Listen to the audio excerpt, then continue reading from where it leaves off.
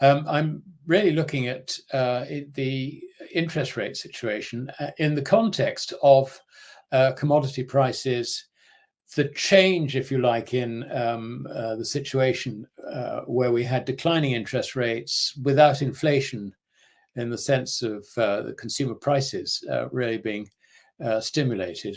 That has very, very definitely changed. And there's still a lot of inflation in the works, basically driven by the US government's enormous budget deficit, which I think in this current fiscal year ending in September will probably be in the region of sort of 3.5 trillion. I mean, that is undermining the purchasing power of the dollar, and the foreigners know it. The foreigners see that the US government is in a debt trap, and so are they going to play ball lending money to the US government? I think not.